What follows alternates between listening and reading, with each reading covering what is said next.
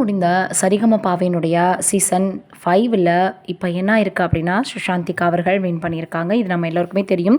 இதில் சபேசன் அவர்கள் ரன்னரப் ஆயிருக்காரு. ஆனால் இவர் தான் வந்து மிகப்பெரிய அளவில் ஒரு முதலிடத்தை பிடிப்பார், இவர் பாடினதுக்கு மேலே என்ன வேணும் முதலிடத்தை பிடிக்கிறதுக்குன்ற மாதிரி எல்லோருக்கும் தோணக்கூடிய வகையில் அழகாக பாடியிருந்தார். ஆனால் எல்லோரும் இப்போ என்ன சொல்லி வராங்க அப்படின்னா, ஏன் அவருக்கு கிடைக்கல அப்படின்னு.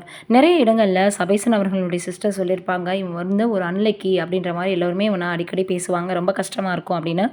ஆனால் இப்போ எல்லோரும் என்ன சொல்லி வராங்க அப்படின்னா, நீ வந்து அந்த கிராண்ட் ஃபினாலக்குள்ளே நின்னதே எவ்வளோ பெரிய விஷயம், அதுவே மிகப்பெரிய சாதனை தான் அப்படின்னு எல்லோருமே அவருக்கு பாசிட்டிவான கமெண்ட்ஸை கொடுத்து வந்துட்டுருக்காங்க.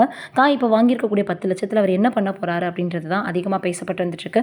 அதாவது தன்னுடைய அம்மாவுக்கு 10 லட்சம் வாங்கினதுக்கு அப்புறமா ஒரு தாலிச்சீனை எடுத்து கொடுக்கணும். அம்மா மற்றவங்கள போல கிடையாது, அவங்களுக்குன்னு எதுவுமே செஞ்சுக்கிட்டது கிடையாது, வாங்கிக்கிட்டது கிடையாது, அதனால் அம்மாவுக்குன்னு நான் இதை செய்யணும்னு ஆசைப்பட்றேன் அப்படின்ற மாதிரி பேசியிருக்காரு. அதே போல் இவரை பற்றி அவங்க அப்பா சொல்லும் பொழுது, ஒரு வயசு பருவத்தில் என்னென்ன அனுபவிக்கணுமோ அது எதையுமே மற்றவர்களைப் போல அனுபவிச்சதே கிடையாது, குடும்ப கஷ்டத்திற்காக சபேசன் ஓடிட்டுருக்கான் அப்படின்னு நிறைய இடங்களில் சொல்லியிருப்பார். இப்படி போல ஒரு பிள்ளை கிடைக்க கொடுத்து வச்சுருக்கணும்னு எல்லோருமே அவங்கள மிகப்பெரிய அளவில் பாசிட்டிவாக பேசி வந்துட்டு இருந்தாங்க. இந்த சூழலில் இப்போ நிறைய கமெண்ட்ஸ் கூட சபேசன் அவர்கள் முதலிடத்தை பிடிக்காட்டி கூட அவர் தான் எங்களுக்கு என்றைக்குமே வந்து ஒரு ஹீரோ அப்படின்ற மாதிரி பேசி வந்துட்டுருக்காங்க. நீ தான் மிகப்பெரிய அளவில் வந்து பார்த்தேன்னா முதலிடத்தை பிடித்த ஒரு நல்ல மனிதன் அப்படின்ற மாதிரி எல்லோருமே சொல்லி வந்துட்டுருக்காங்க.